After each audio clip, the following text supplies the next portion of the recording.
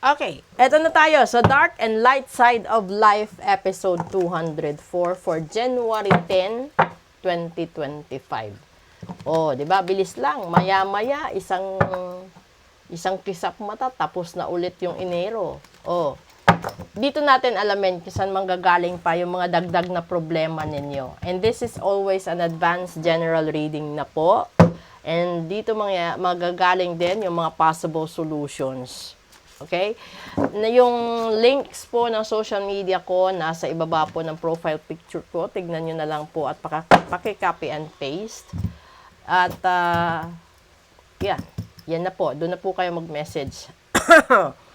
Una, na pinanggagalingan ng problema. Ace of Swords. Pangalawa. Ay! Diyos ko. Barang. Pangatlo. Six of Swords. That's the transition. Okay. Ito yung pinakamasaklap. Dahil, yung reading na ito is January 10. Diba? And then, kung napanood nyo yung first episode ngayon, ang sinabi doon sa healthy reading, karma, justice. Ngayon, ibig sabihin nito, may katotohanan, no? Na nabarang ka. Kaya yung buhay mo ngayon, nag-iiba at pabago-bago. So, hindi natural. Kung nagtataka ka sa buhay mo ngayon, na dati naman hindi ganyan kahirap. Dati naman hindi ka naman ganyan kamasakitin. Hindi naman ganyan kamalas ang buhay mo, pamilya mo, lahat-lahat. Ngayon, parang bumubuhos ang lahat ng problema. So, ibig sabihin, hanggat hindi mo tinatanggal ang barang, mabarang, kulam, sumpa at gayuma, hindi ka magkakaroon ng stability. Ngayon, yung barang, hindi lang galing sa isang tao. Depende po yun sa kung gaano karami ang taong naghiling o nagdasal na mabarang ka at pinabarang ka. Kasi yung iba talaga may kaya eh. Marami, ganun din sila napapabarang. Pero, yung client ko way back 22 hanggang 23, oo. Isang negosyante, no? Tapos, yung unang problema lang naman niya is love life niya. Nagtataka siya kung bakit nagkakandalit-silit yung love life niya. Pero nagmamahalan sila. Yun pala, binabarang siya nung pamilya, nung babae na iniwanan nung lalaki. So, to cut the story short, hindi matanggap nung iniwanan na siya yung ipinalit.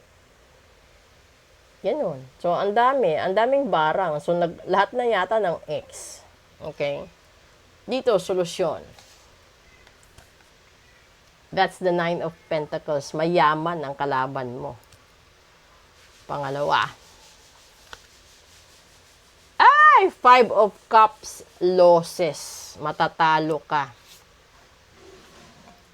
And that's the Page of Cups. Dito na yung sinasabi, di ba? Kung ikaw yung taong nabarang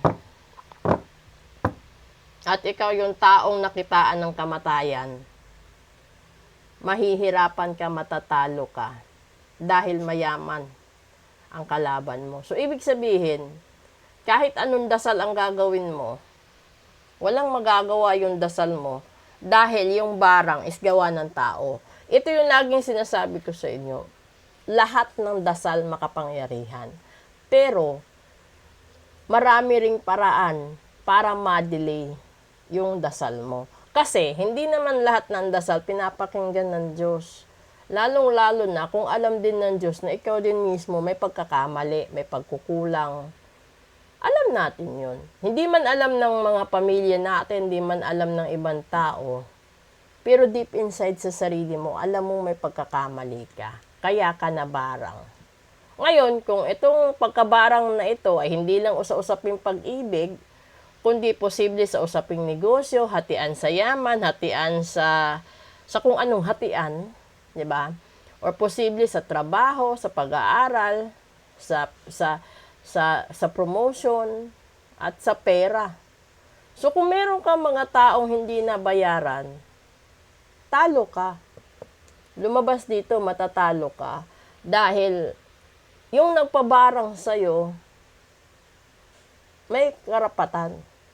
Siguro, alimbawa, kung sabihin natin na patungkol ito sa pag-ibig, pwede na ikaw yung mahal ngayon.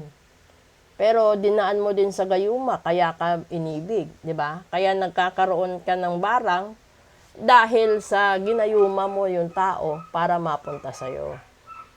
Pwede din na nabarang ka dahil may pera kang ginamit na hindi naman sariling pera, di ba? Pwede din na nabarang ka dahil sa pagiging, ano tawag doon? Yung pang-aagaw ng posisyon sa kumpanya, pang-aagaw ng posisyon sa promotion, yung lahat-lahat na. Alam niyo yung mga factors na ganon. Tapos, yung pinakamatindi,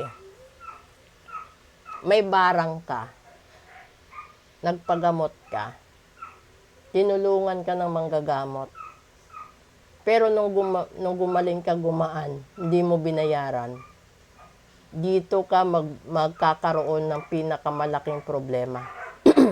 Dahil matagal na ang 6 na araw para mawala ka.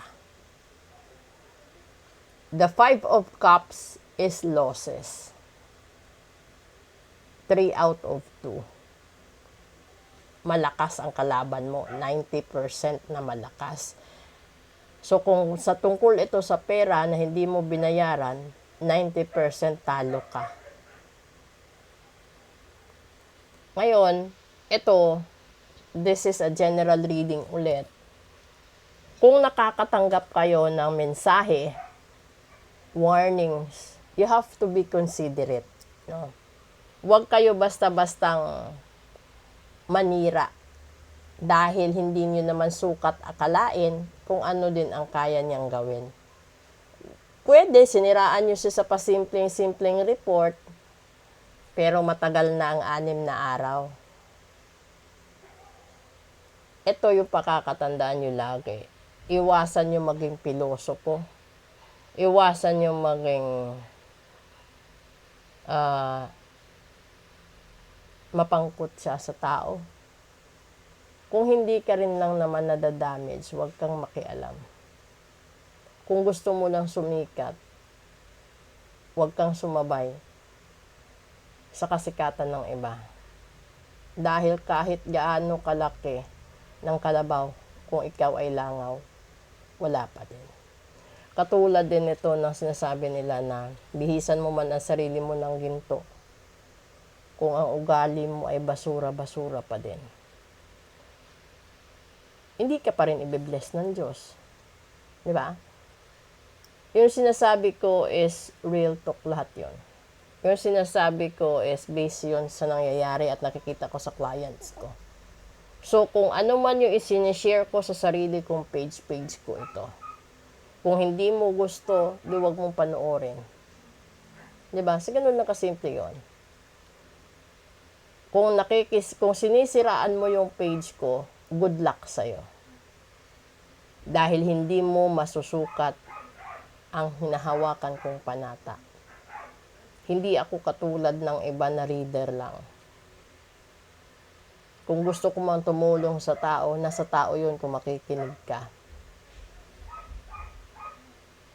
Pero 90%, sinasabi ko sa inyo, 90% nangyayari lahat na sinasabi ko. Proceed tayo sa real talk. Magandang umaga po.